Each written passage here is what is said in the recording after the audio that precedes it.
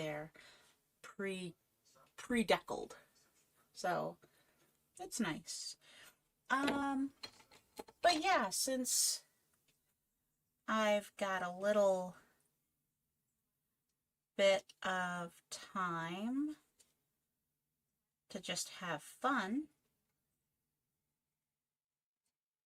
I can place a wonky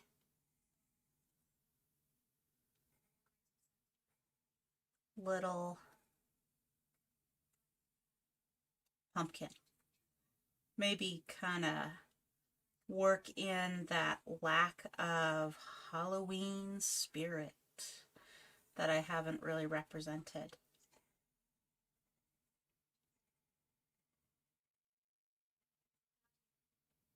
That's pretty good. Okay, that's a nice little edge to that. And I know you can't quite see it because it's rather bright. I'm just throwing in freehand a little dude. Just a little guy. He could easily have a squat friend here.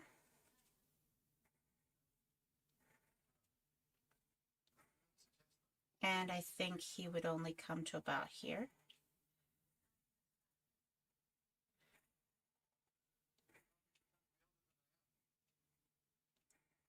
Nice wide squat buddy.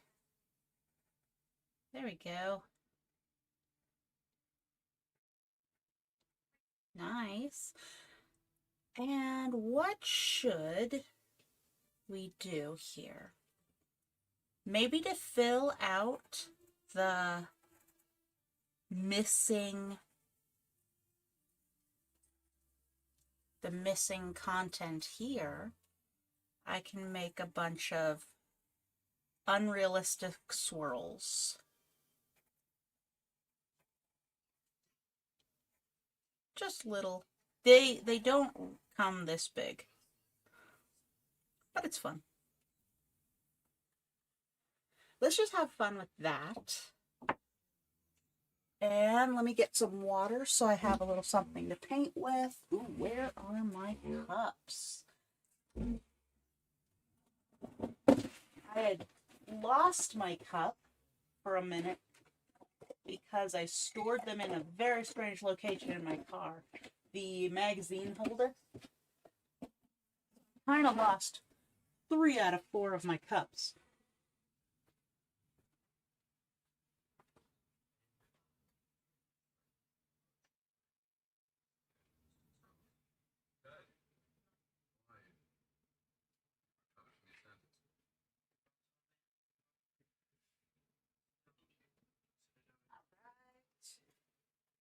That'll do. So I've got my water. Oh, hello. Oh, that's okay. Yeah, a little bit earlier just so I can take advantage of the natural lunchtime for my work. They're not going to ask too many questions during lunch. That means I can jump on here and maybe have enough time to work with them after lunch. All right, so we're having fun today. Just doing a little bit. It's not gonna mean much until I get some colors on here. And the great thing about watercolor is I can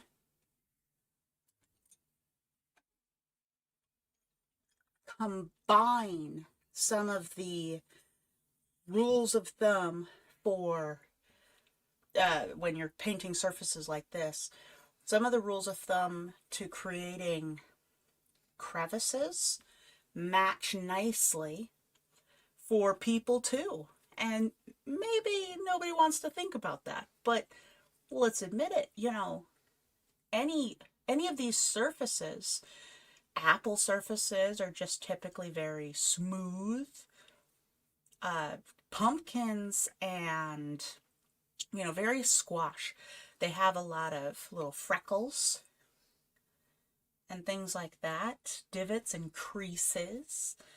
And freckles can be simplified down to an idea of speckles. And then creases just have a nice rounded quality to them. So this is slightly tinted water. Hopefully you can see it, just barely. I might even darken one step, but this is still okay. So think of how the surface of something like this goes. It's a concave. I think it goes in. I don't have any pumpkins in front of me, but that's not a problem. The idea is it caves inward, which means the darks are going to be on the inside. Okay, so then I switch to a smaller brush. If I'm working with a big piece of paper, I can work with all the big brushes. But when I get down this small, I have to take advantage of all my tiniest brushes. I'm working in a controlled wet and wet process, or on the paper it is only wet here, which means if I drizzle or gently grace by the outer edge where it's not wet, it's not going to move. The paint will stay stable. And as I get closer to a wet area, it steals some of my paint away. It's such a lovely process. Okay, that's nice. I'm good with this being really thick here. Maybe there's just a little bit of a half crease here because I left a bubble of dry paper. So that made for a nice half crease coming up from the bottom. If any of the creases are too drastic, like they're too dense, then you can brighten them up, or lighten, I should say, lighten them up a little by just adding more water. Now in my case, I want them deeper. They're not dense enough. So I'm just allowing a little more paint. I'm using like a weird combination of cadmium red and orange. There, the red's really coming out now. And I'm allowing that to be gently placed in what I think is about a dry area, but it's just barely touching a damp paper area, which means wherever it's still actively damp, it's going to pull my paint away from my brush and allow it to fade. That is one fiery crease in this this pumpkin.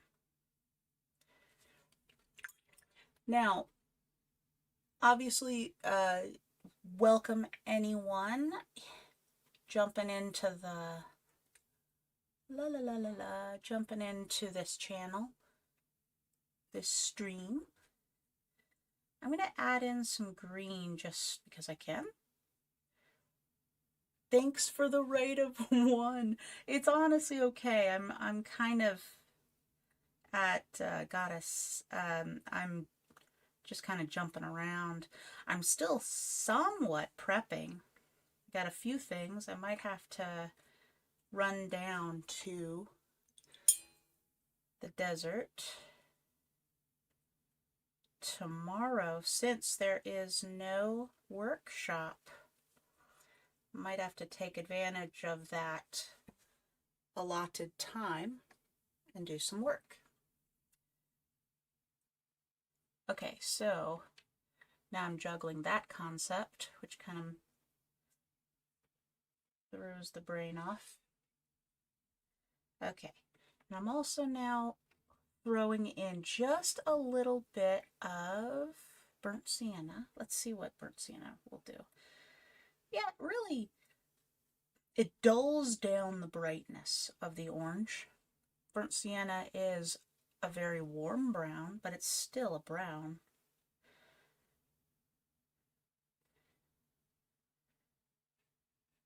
There we go. And throw in a little bit more orange to brighten it up. Now that I've got some textures in here with the burnt sienna.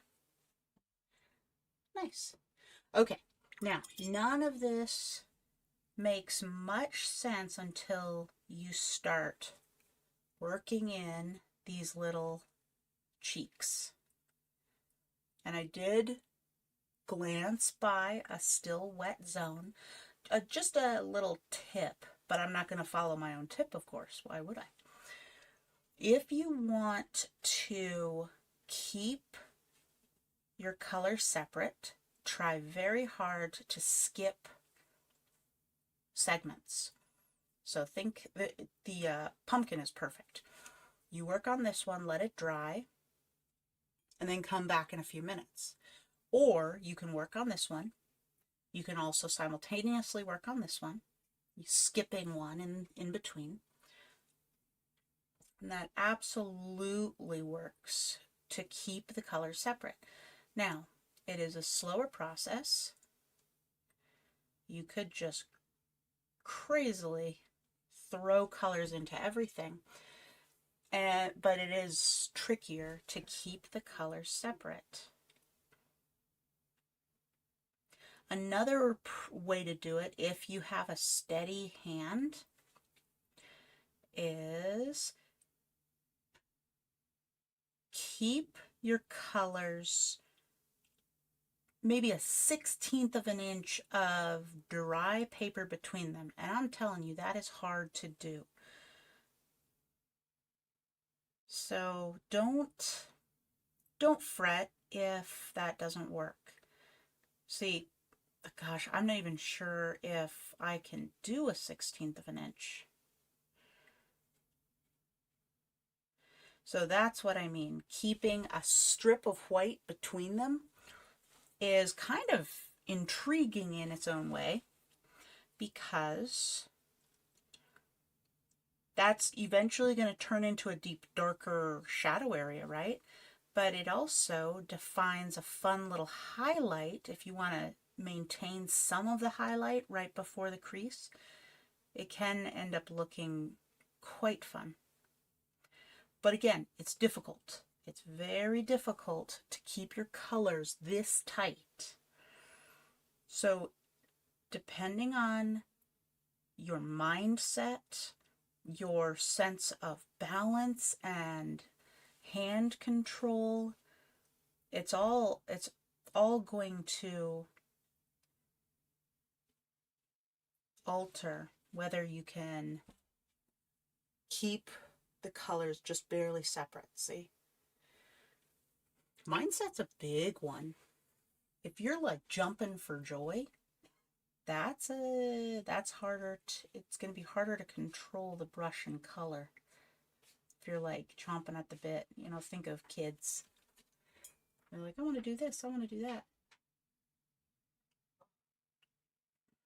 And probably controlling the application of paint is not going to be one of the big things they want to do at that moment.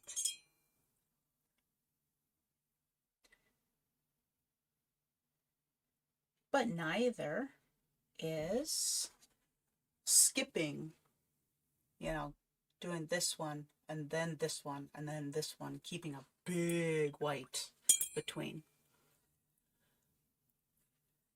You know, just we'll talk shop for a minute while I'm filling in these puddles. I altered the ads to be every 40 minutes or so, but this one already says there's going to be an ad break, and I've only been on for 20 minutes, so I'm pretty sure it lied to me. And this is a separate stream. I thought maybe it wasn't reacting to my settings change because I was in the stream while I made the change. But now I think it is doing its own thing and going back to auto, which in auto world, they want to get as many ads out there as possible. And that's fine, but only 20 minutes in. It's a little bit annoying. Okay. Not bad. It's looking pretty nice. Now, as you go into the background, you could consider starting to throw in a little cooler colors. But it's pretty drastic to think cool colors already when we're staring at this thing. But just because we're adding in blue doesn't mean it has to overwhelm. I put a shot of blue there and like a cool green would also work. Just to create the illusion of distance. So, for example, this is kind of going to be too much blue. This is a bluish teal. Ad starts in 16 seconds. I'm going to seriously have to figure out why it's pushing ads so hard. Anyway, while the ad is going on, I will test this blue. I'll chat for as long, up until it says ad break is starting, and there's like 2 minutes left in it. Because it's a little slow on the uptake. Okay, I'm going to drop in some greens here, some cool greens, and I'm going to allow them to spider out. I just have to keep looking at my indicator, my announcements.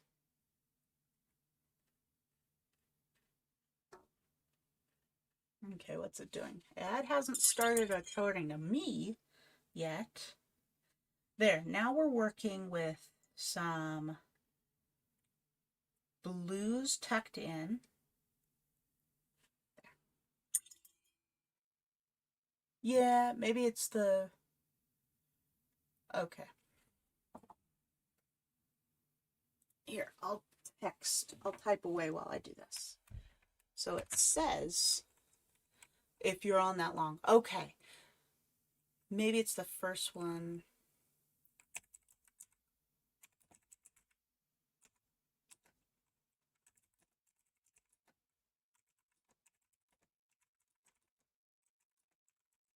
Wait, for 40 minutes.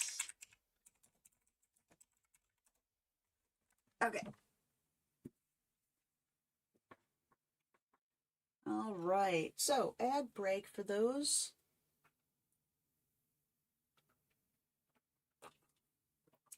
For those of you that might not be seeing the ad, cool. Thank you. Because I think that means you're a subscriber. They do special little things during certain months, and I haven't quite tracked what those specials are where ads are a little lighter.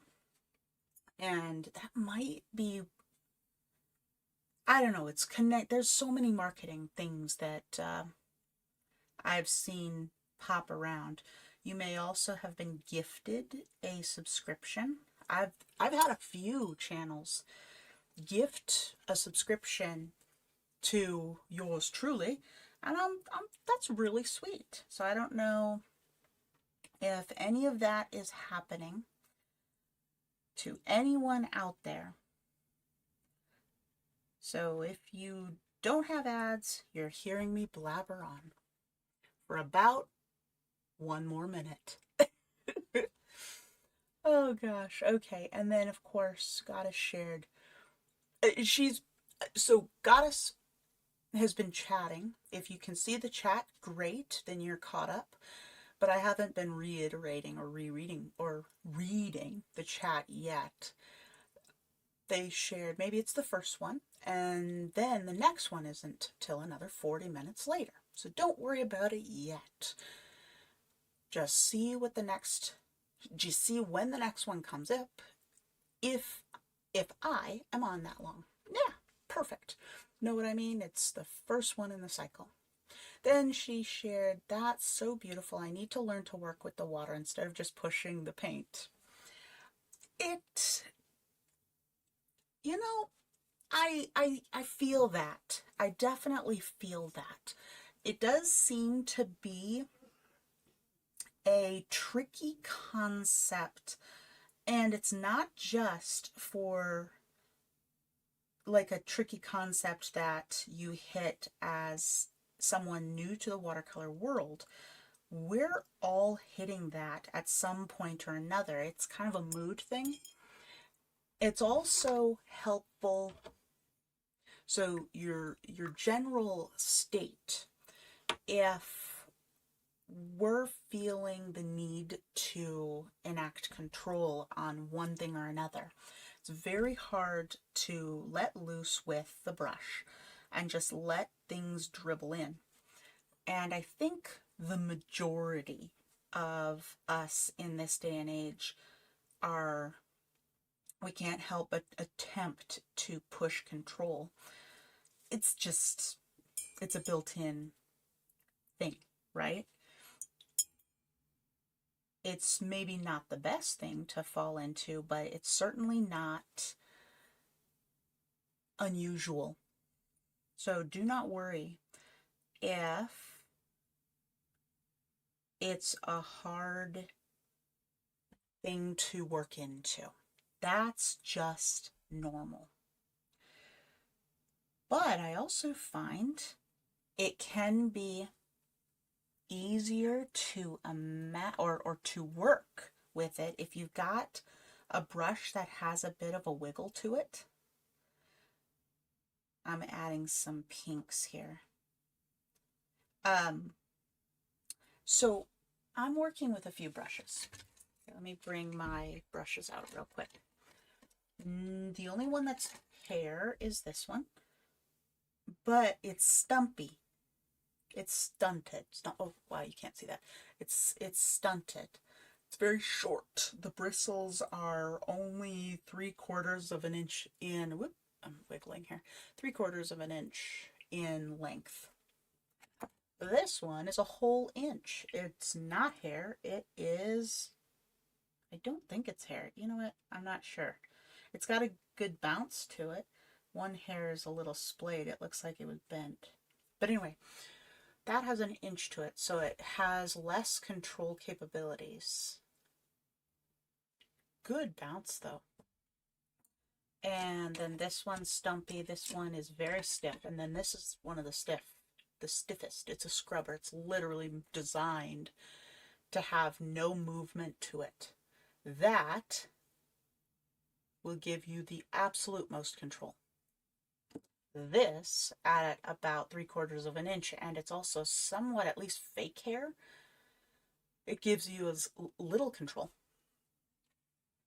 And in this case, I find pushing a little less control helps me. Lay in paint, dribble in paint into puddles of water without realizing what I'm doing. It's weird, right?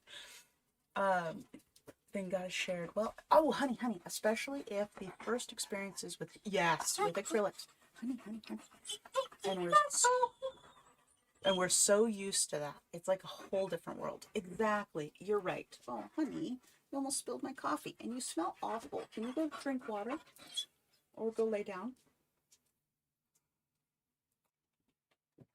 Somebody is feeling unloved. Okay. Now, once it gets to this much of a pumpkin created, it's all about finding how deep I need to create these shadow areas. This, I should have an easier time doing this than I do.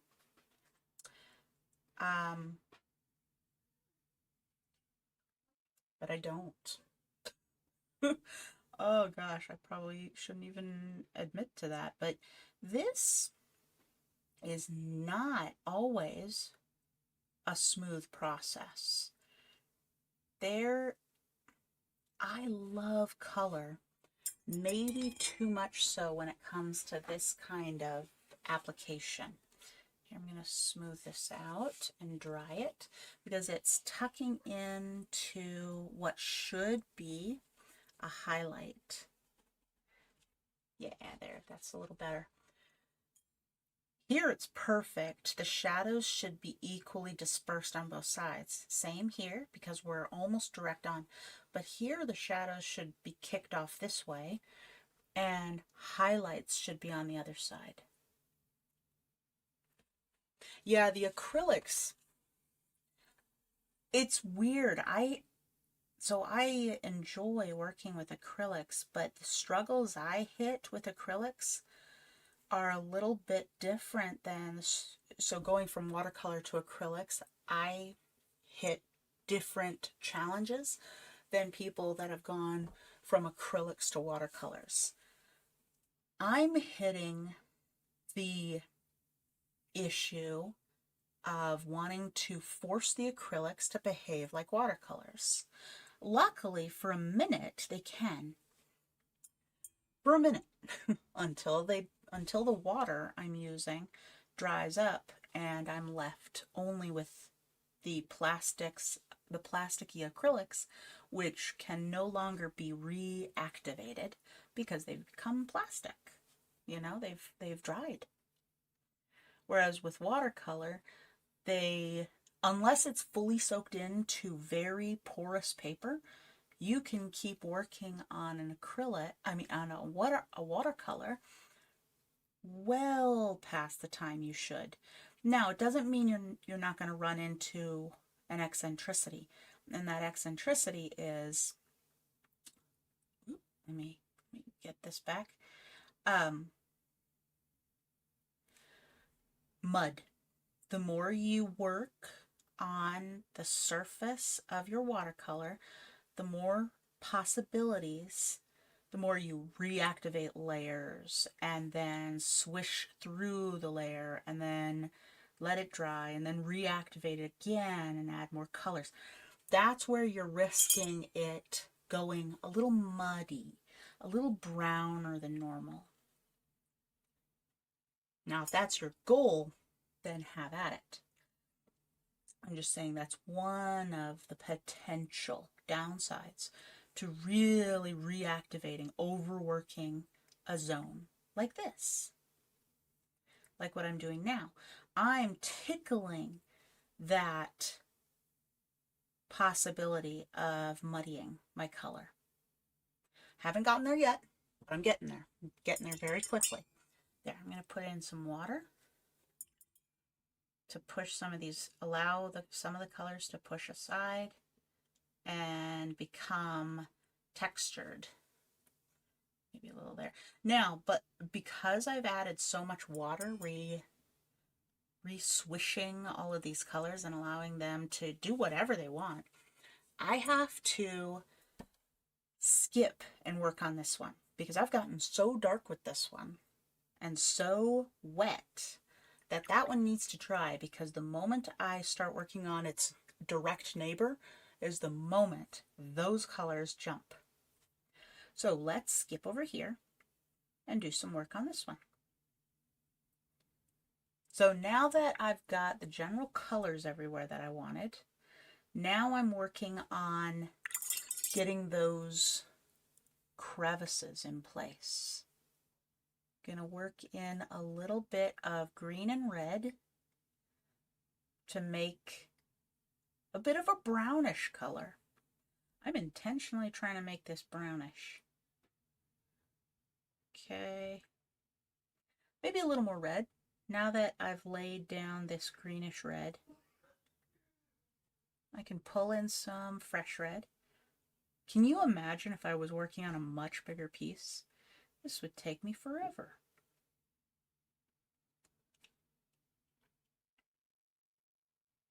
And I really should. I should start working on much bigger pieces. The thing is, it's a little hard. Not because I don't like it. It's just, and this is kind of like, not marketing speak, but sales speak. The dreaded sales speak. And I say that because so many people don't want to think about what you end up doing with these, which is selling them, hopefully selling them, or giving them away. I mean, that could be your main goal in all of this. And if that is true, then perfect. You're gonna have a lot of fun and not struggle too much with that darn sales speak. But if you are considering selling these pieces, you will be faced with figuring out what the market can handle in your area. The market in my area so far seems a little sluggish, you know, it happens. It's been happening for a while. The 80s were a lot better for this kind of process, for larger pieces. For smaller pieces, if I'm going to sell anything, typically the smallest pieces I can make have the most potential to sell. Now I still have to consider all of the best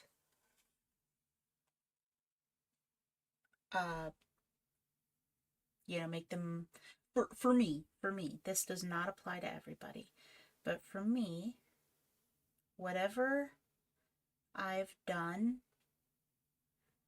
to create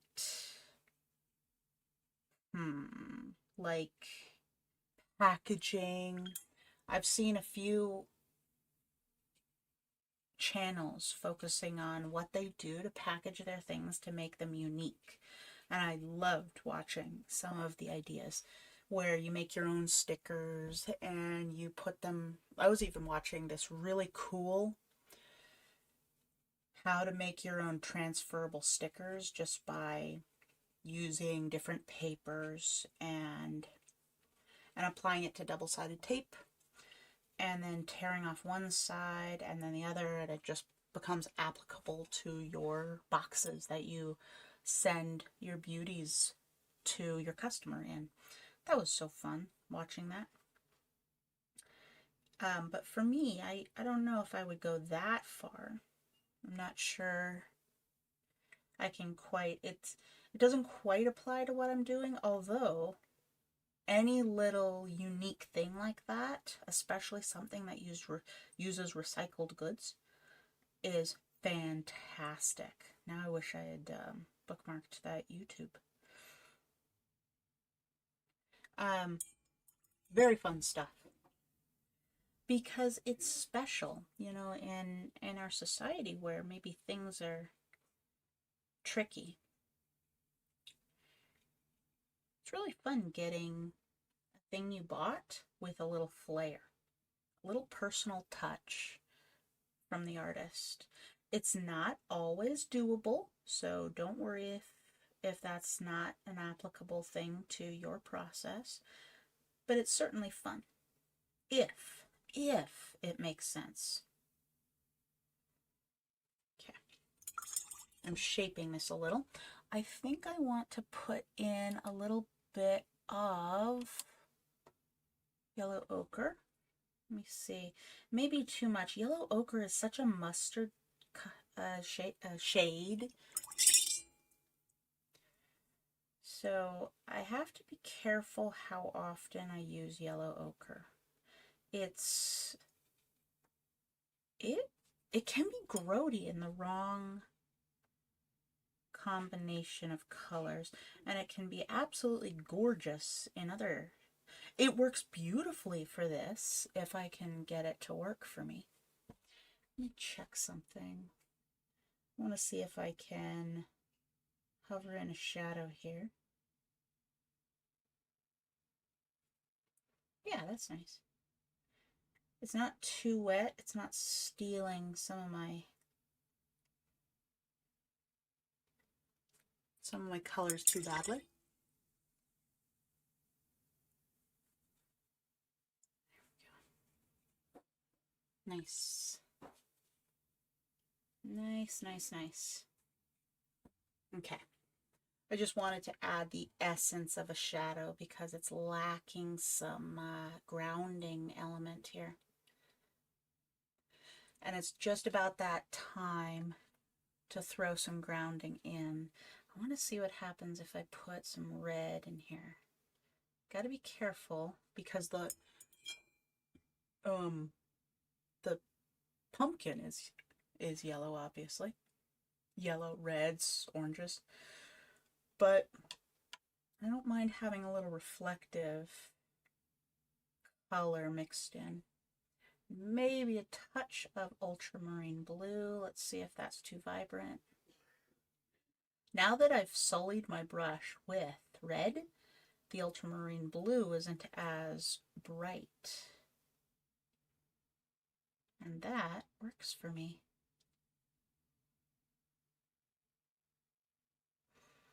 Okay. Very nice.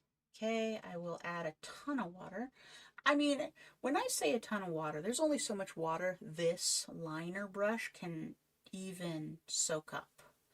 So I'm loading the brush up into this liner, this little script brush, and it is almost meaningless. When I say load it up, it's only giving me 2 solid drips.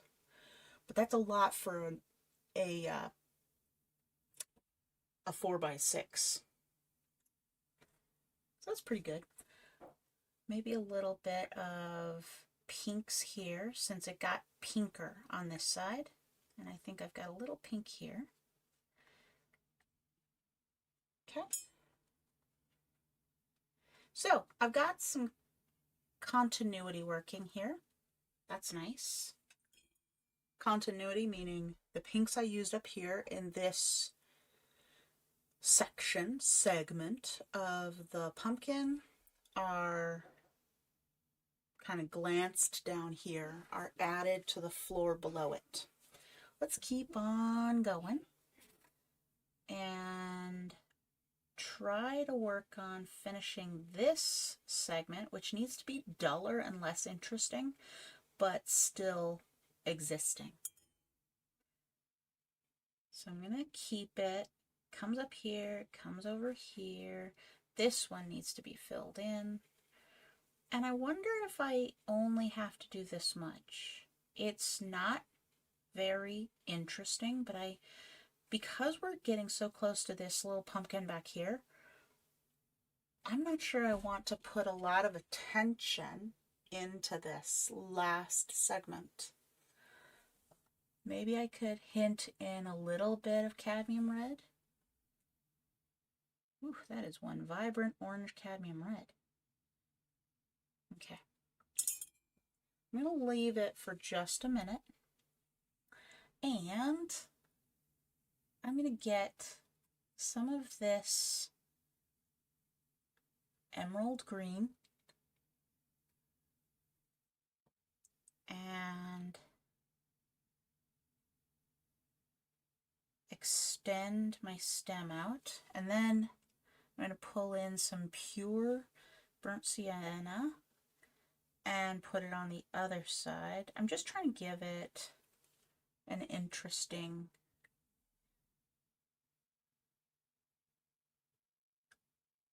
start to a shape.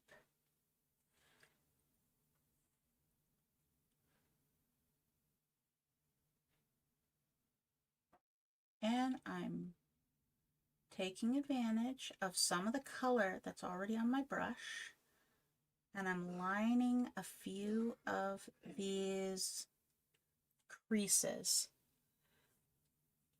Now, this is not a process that I think comes naturally to everybody. Certainly doesn't come naturally to me. I can tell I hesitated a little bit, and yet when I remember to share out the spider web of darks that originate from the stem. This stem is way too green, by the way. I could have gotten away with brown, but I wanted some of that lively green tucked in. this concept really defines, it's taking, it is borrowing from the strength that pen and ink allows in defining edges and corners, because you are, with pen and ink, it is acceptable and it's expected that you maybe not outline everything, but you define a lot with strong colors. And that is it provides such a nice pop of contrast. I'm not putting a lot in. In fact, I'm trying to be as sparing as possible, but I am borrowing from that strength of people who get into pen and ink.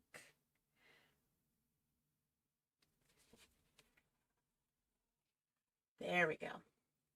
I know it's not completely necessary to define the bottoms, and I'm not defining every single one. I'm just putting a little triangle into these bases right here, little triangle here, and a tiny little amount of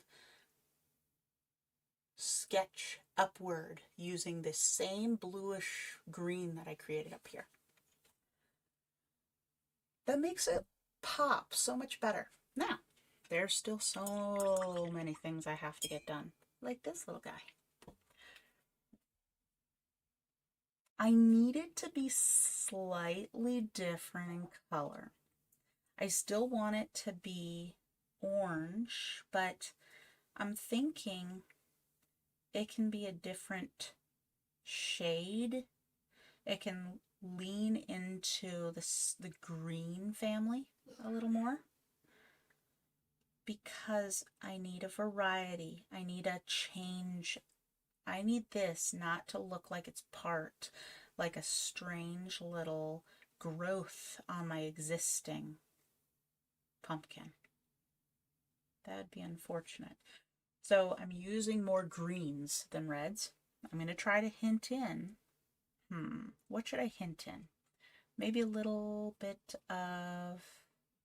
Is orange going to work? This is too close of an orange. So let's try...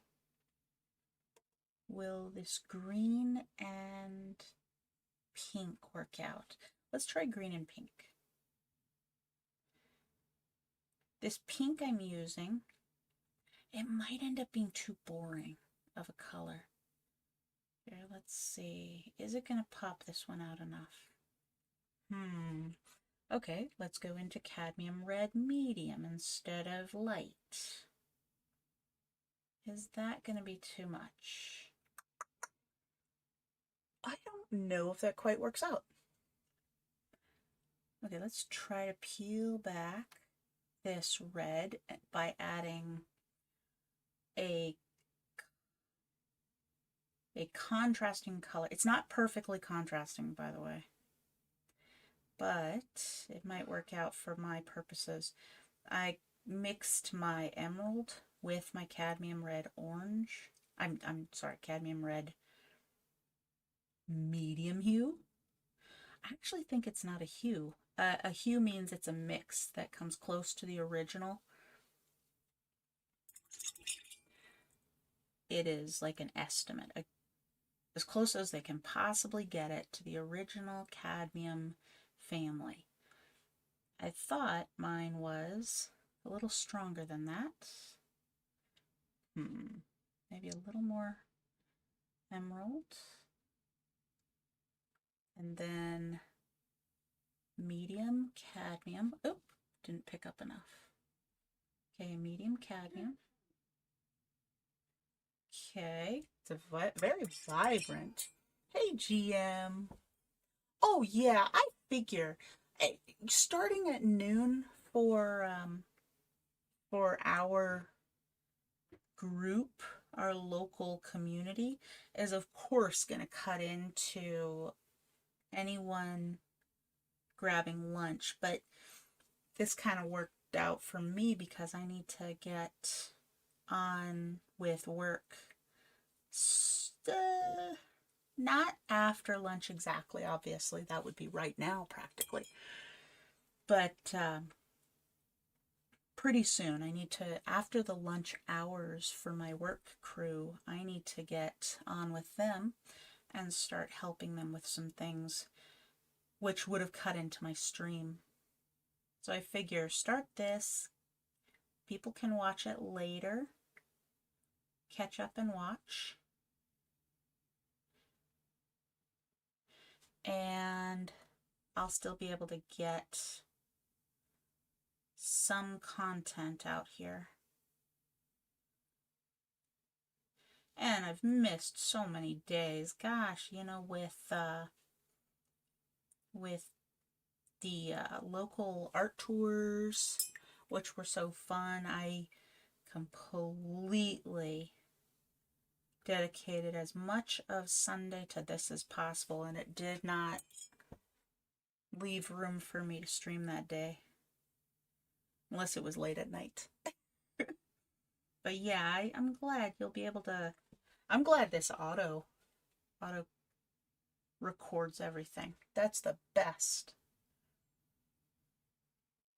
And I'm also making sure it's kind of a gentle, tiny,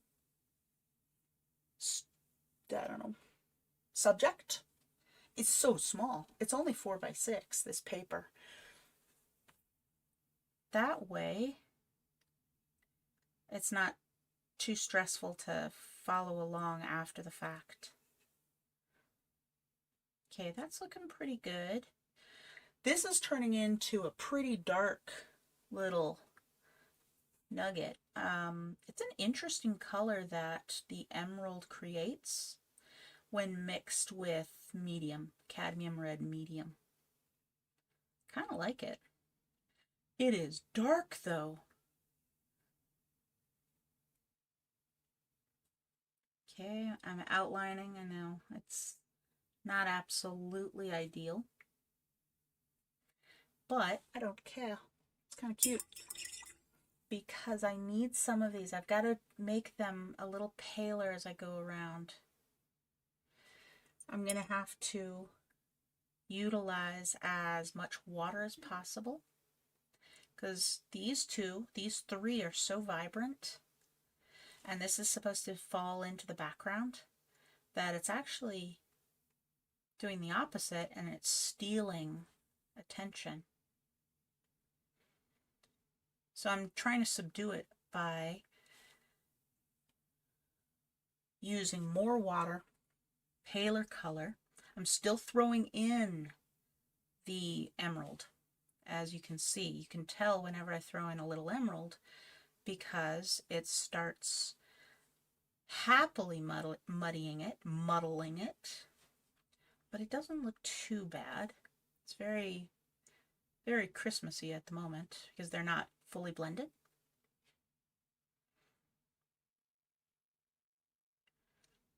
Those classic green and red colors.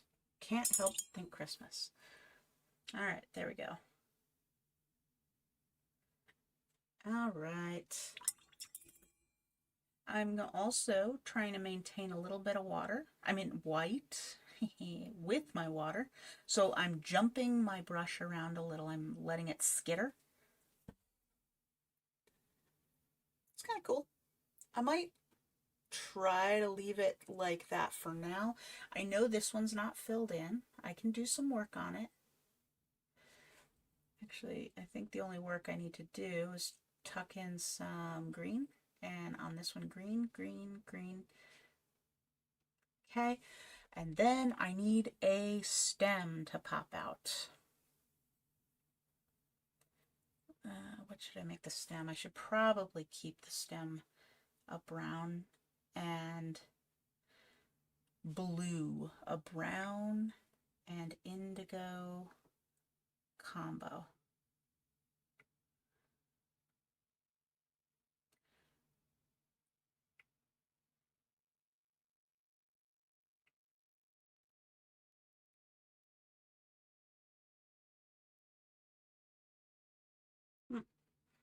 I I heard some scratching, thinking it was going to be my dog, and I don't know what that was. There. I tucked in some of that burnt sienna indigo combo, which made a very vivid scratchy brown, black almost, actually. It's interesting. I kind of like the color. And I'm allowing that color to scratch upwards. Now, when I'm using the term scratch, it's because I'm barely skittering my bristles up. This is still rather damp, so I have to be careful. But I'm skittering the bristles through my piece. And it feels juddery. It feels like I'm scratching the piece. Obviously, I'm not. This is a brush. This is so gentle. But it's still tucked. It hops and skips. So, see what I mean? It just kind of barely glides over the surface. And sometimes the lines don't even connect with the paper. Sweeping through, sometimes I get really thick lines depending on how close I am to the paper. This seems so much like scratching when it gets that dry. And when I'm using it on this, it creates random marks. I may be applying the marks in a pattern that I hope follow the contours of this pumpkin, but it's not so controlled. Now this here, I should probably check on something. I need to look this up. I know that they're never this long. Those tendrils are never that long. Pumpkin short patch pictures. Yeah, they're definitely not that long. So this is just a whimsical edition. Wow, you look up pumpkin patch pictures and immediately you get the prettiest pumpkins.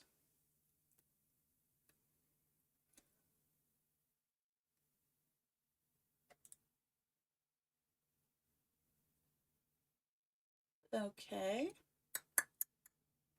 Yeah, by the time I've seen pumpkins like this, I grew pumpkins successfully once. It was so fun having them. Oh, I can't do a thing if I don't see what I'm doing. I mean, I can see it here. It's just I like glancing up to make sure there's no chat coming in. So the tendrils really don't come off from here, but I'm going to still load up my brush with a weird combination.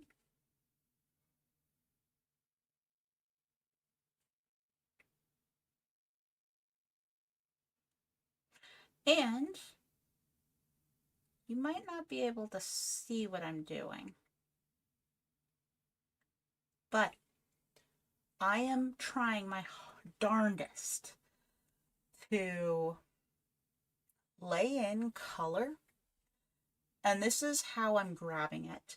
I'm laying color into these bristles. There's indigo at the tip, and there's burnt sienna along the side, and I did that by squishing the back end into the burnt sienna. And then the indigo I pulled up so that I could get lots of color. And I am very strangely splaying my bristles out to get random stuff.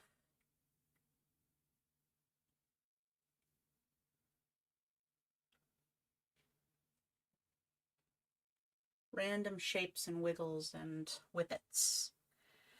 I didn't even follow my original plan for the lines,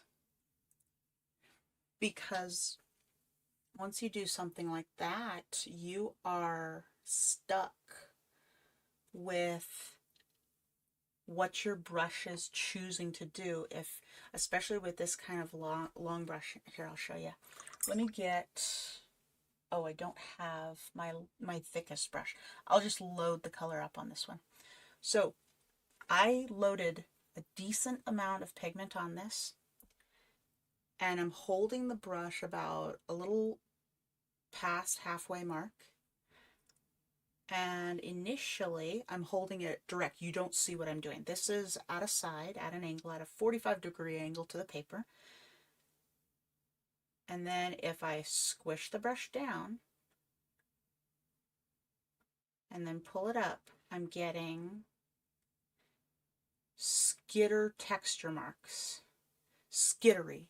See what I mean? It's kind of a dry brush skitter. That's kind of cool. Now, you can strengthen it by then changing up your color. You can do this with any color you want, but since I'm considering greenery and browns, nature, you can then strengthen this by outlining or adding between the skitter patches, those white zones, you can tuck in a new color. And then here you can thicken it if you want. So you can do all sorts of things to strengthen the edges up and just have fun with the vines. And I'm not even talking about adding leaves. If I started adding leaves to this, that'd be a different story. But yeah, I like the pattern I came up with, that I was graced with, because I certainly didn't come up with that. That was just how I was holding the brush. Let me catch up. Gotta share it. That's beautiful. I love the colors incorporated into the back pumpkin. Yeah, that turned out nice. It's close enough because it still has the reds used in the biggest pumpkin, and it just doesn't have a shadow. So let me take care of that. Now, one thing I should, American Kennel Club, oh, that's odd. One thing I should do before to call this done is two things, really. I'm going to add some water here, and then I'm going to take indigo and some of this phthalo blue and pop in a shadow. It's a little bit dark. Now, remember, once you decide to throw in a dark color, take advantage of this dark color, knowing that you can shape your other colors.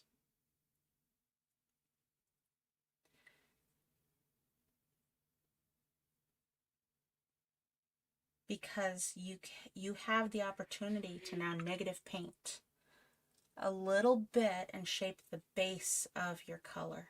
Shape the base of your subjects using this new color, this new very dark color. Okay, am I going to be happy with that? I don't know. Let me put in blue, blue, blue, blue, blue, blue, blue, blue. I'm just adding some textures. It's not really terribly important, but I want them to be there. Scratching things around, making sure, for me, it's important to have the colors bleed off the edge. For me, this always indicates that it's kind of in line with framing.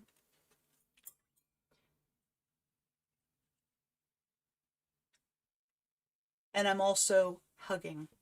It's hard to exactly put this to words, and it shouldn't be, because I've said it before, this is me framing the piece, but it feels more important than it maybe is, because I've seen perfectly beautiful pictures without this framing concept. It just seems so necessary in my brain to have it caressed by a dark color at the bottom and somewhat at the top. So how would I do a top color? It's a little harder to think about how I would do this part, except laying down some water and then letting it flow a little bit,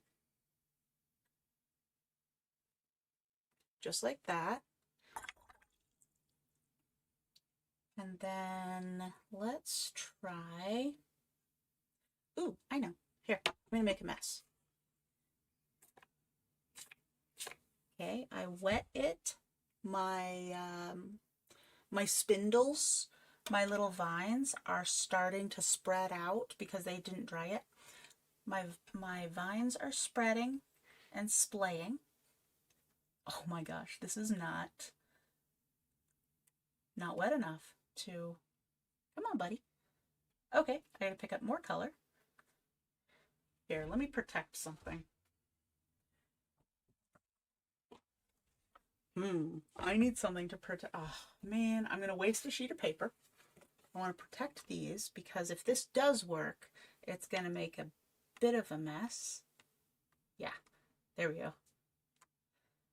And let's bring in a little bit of green. Okay, that's kind of cool. And one other thing I should do, but I'm trying to think what this could work with. I'm keeping it blues because I'm like, oh, well, that has to be sky, right? But right about here, I might get away with, let me turn this upside down. I can rinse this off if it doesn't look right, if it's too strong.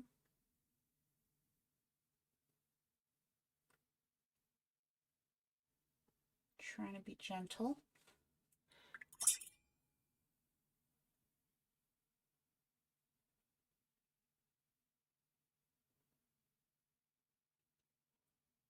Okay.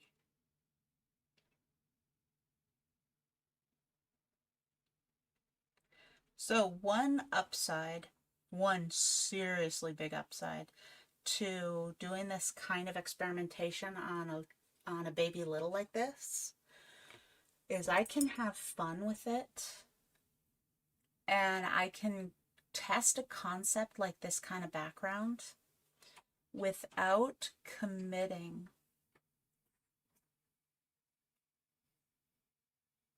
too largely, too drastically. Because if I have fun with this and I like the result, then I can go do a much larger version of this picture.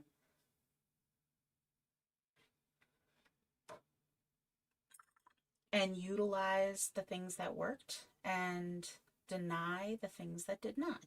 Just don't put it in.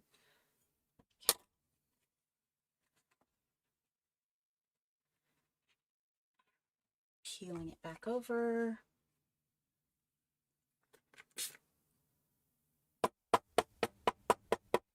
Okay, it's kind of cool.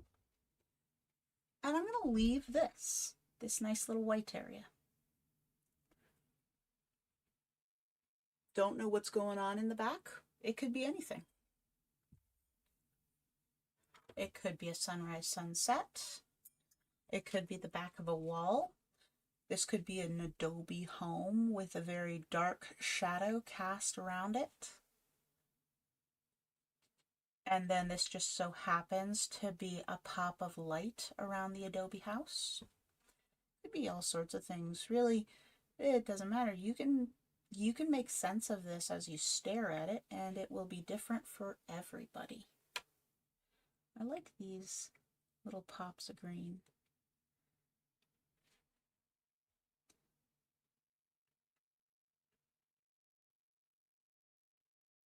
Absolutely don't make sense for what I'm doing, but it pulls the green from down here everywhere. I kind of appreciate that. Not necessary. Again, think of anything you're doing as a tiny test for a much bigger piece in the future. Even if you don't do a larger piece, this is the time to have fun and test it out. It's just so pretty.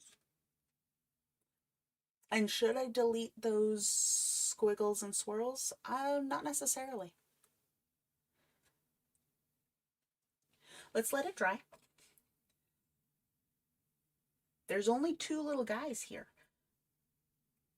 It's an even number, which is generally not the most sound composition. And there's some, if I look at this, let's kind of review it for a second before I put it away to dry, or put it aside to dry. This is decently strong for being a quick little piece.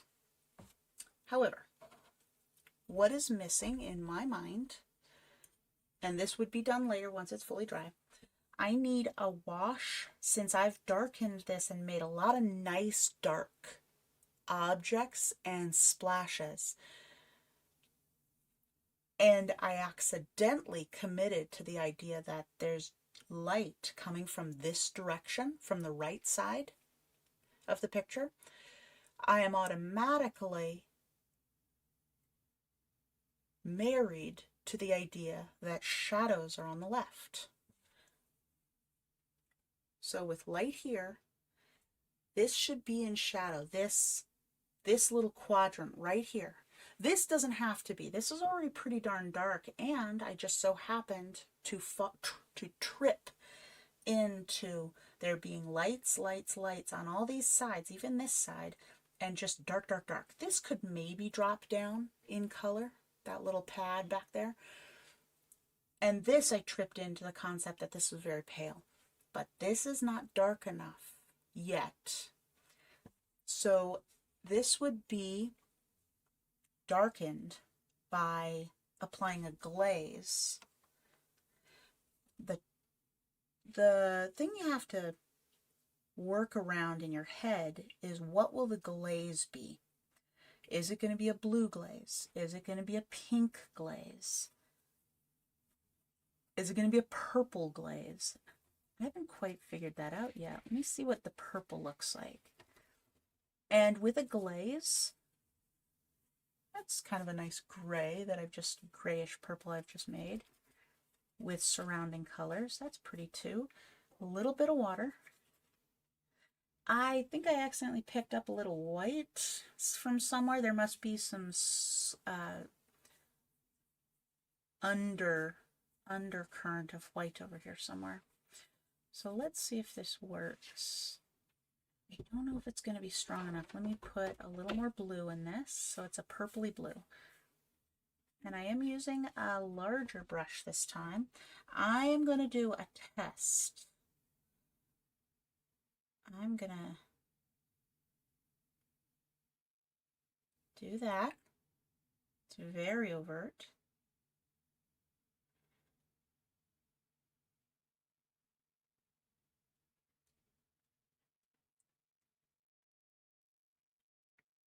Okay, now, I know this is drastic. I know. It's very, yes, I like it. It went from sort of whimsical to sort of dramatic, yes. Now, I'm going to, I put this glaze on, and now I am quickly softening some of the edging. Usually it will be the right side. because the highlights are coming from the right side, which means it's the left side that's deeply embedded in darks. There we go. Now, it's not absolute perfection, but that alone, that simple sweep of kind of dusty purple blue, is giving you the idea that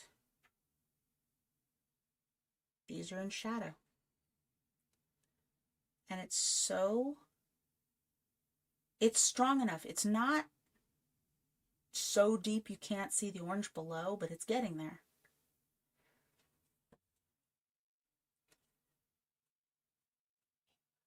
Maybe a little more purple here. Oh, it's not really adding much, so I'm not going to worry about it. Okay. Now it's definitely popped it down into realism.